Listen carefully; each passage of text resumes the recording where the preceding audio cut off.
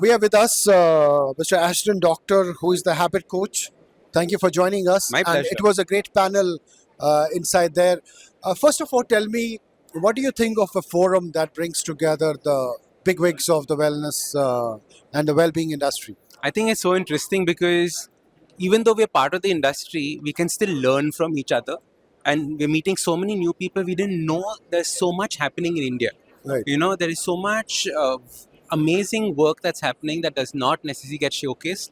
So I think this is a fantastic platform for showcasing that work. Right. So tell me, well-being industry is being talked about. You go on a social platform, you will see every second person giving you tips on it. What has become of it? I mean, how do you look at it right now? Are there any corrections needed in this industry right now?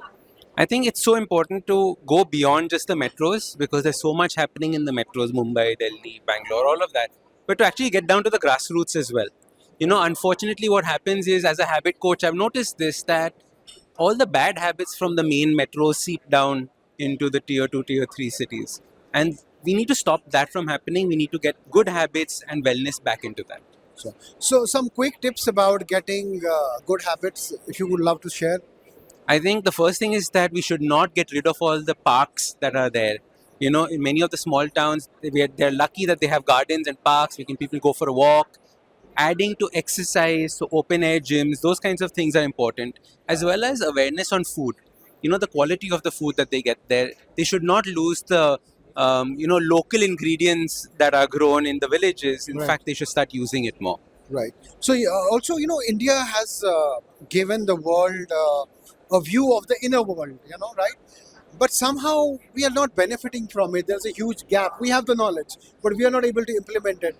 How do you see, how can we bridge that gap according to you? That's because it's, Ghar ki murgi dal barabar. That's the situation. We don't want to do the stuff that India has been doing or your grandmother has spoken about. We Right. want to do the new thing that's happening, abroad and what everybody is saying. So the whole idea is how do we bring that back in Right. and how do we say, you know what, it is cool to Right. do it. So that is what I think, organizations like this and the people who are being felicitated today are actually doing. Thank you, Ashton, for talking to us. My Pleasure pleasure. having you here. Thank you so much. Thank you. Thank you.